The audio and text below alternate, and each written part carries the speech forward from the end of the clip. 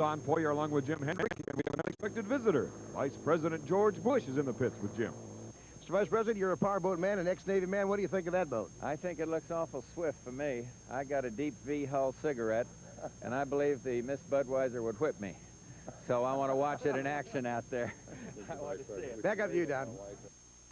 All right, and welcome, Mr. Vice President. Here's the rundown for Heat 1A. The Atlas, the Budweiser, the Squire Shop, Executone, 4 of the hottest boats on the tour. Some past winners in Seattle. Jim Kropfeld getting his first win in Seattle last year. Chip Hanauer, Dean Chenoweth, and of course Bill Munsey dominated for years. Drivers in 1A, Tom Deeth out of Detroit and the Light All-Star owned by RB Bob Taylor of Houston. Ron Armstrong and the Kawaguchi Travel, a very heavy boat owned by Bob Patterson out of Southern California. George Johnson and the Miss Executone Telephones, performing now, racing in front of their hometown crowd. They love a win here. So would Mickey Riemann, number 2 in national points in the Squires Shop. Number 1 in points, this man, Jim Kropfeld and the Miss Budweiser, a winner here last year, as we said earlier. And another man from Seattle, Chip Hanauer and the turbine-powered Atlas Van Lines. That's the rundown for Heat 1A. And into the north third now on this 2.5-mile course, which runs north and south in Seattle. On the inside, to the right of your screen, is the Miss Budweiser with Jim Kropfeld aboard. To the left of him is the Squire Shop. And Mickey Riemann, now based in Seattle, right here in front of his hometown fans. Here we go, the start with Heat 1A.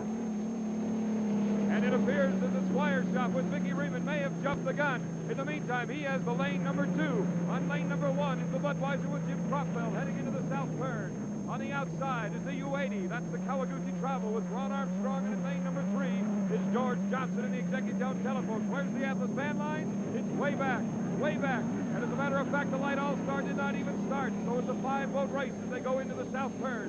The Budweiser in first place with Jim Kropfeld aboard, going into that north turn now along the log boom. A lot of real tough rollers out there. The boats are going to have a tough time with a lot of air underneath. They don't like the parallel rollers are what they're called, which makes the boats rather rock back and forth, and it's very hard to sustain any kind of fast speed.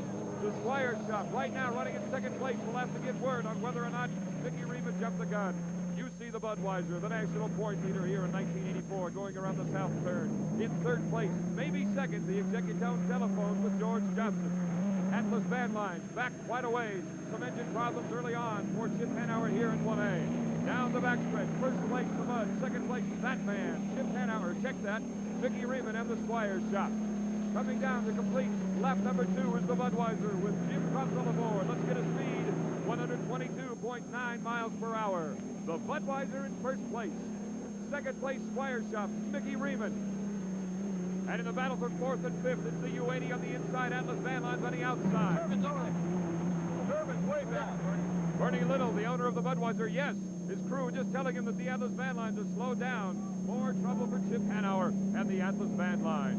Dead in the water, we'll see if they get started again, but that's what Chip sees is the rooster tail of the Budweiser going into the north turn with Jim Kropfeld. Kropfeld with 7 unlimited hydroplane victories coming into this race in Seattle, Washington. Second place, Mickey Riemann. Now you see the lead by the Budweiser as they go around the north turn. Jim Kropfeld out of Cincinnati, Ohio, and the Budweiser. A wedding took place on this boat just a couple of days ago. Hard to believe, isn't it? Bernie Little calls it the love boat. The Budweiser in first place. Second place, the Squire Shop and Mickey Riemann. Now, wait a minute. We have official word now. The Squire Shop has been penalized 1 lap for jumping the gun. So that means now that Mickey Riemann is in 5th place, and that is the battle for 3rd and 4th. The Atlas Van Lines is running again on the inside of the U-80, the Kawaguchi Travel with Ron Armstrong.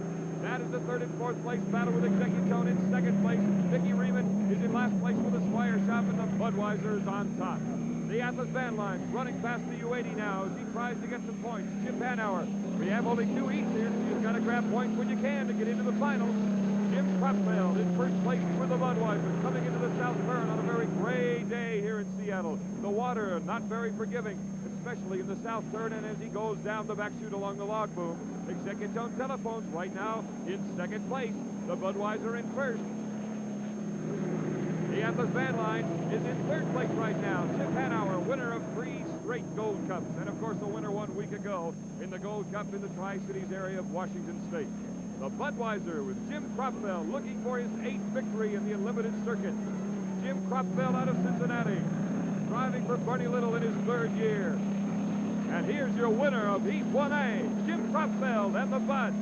second place will not go to the Squire Shop. He has been penalized 1 lap. And here's your battle for second place. On the inside is the Executive Telephones. On the outside, Chip Hanauer and the Atlas Van Lines. Here's the finish. Atlas Van Lines, Chip Hanauer, second place. Let's go to the Atlas camp with Jim Hendrick. Down here now with Jim Lucero. Jim, what happened out there? What's something wrong with the power? Well, what happened is the water was pretty lumpy out there, and the boat was reacting up in the air, and every time Chip would pull his foot out of it, the fire would go out. The thing just doesn't like, violent throttle movements like that, so we just have to feather the thing. We're going to have to do a little bit with the boat ride for the second heat, keep him from having to jerk his foot out of it like that. Thank you, Jim. Point-wise, here's how they stand. The Budweiser with the 400 points, Atlas Van Lines with 300, Executone Telephones, and it goes on down the line. And now to the winner with Jim Hendrick. All right, now let's get to the winning driver taking a swig of refreshment here. How rough was it out there, Jim? Well, it's the average for Seattle. It's very rough. There's a lot of rollers coming back from the pleasure boats back there, and it's terrible on the straightaways. You had the start nailed on the inside, so that's where you wanted to be? Well, that's what I thought I'd try this time. I had a few figures down, and I studied them, and it worked out perfect. Of course, I noticed some of the other guys were way down here in the turn when they should have been up there getting ready for the start. They were all late. That's the story from down here in the pit area of the Budweiser camp. All right, James, you see them in all sizes and all speeds here on Lake Washington. We'll be back with Heat 1B in just a moment.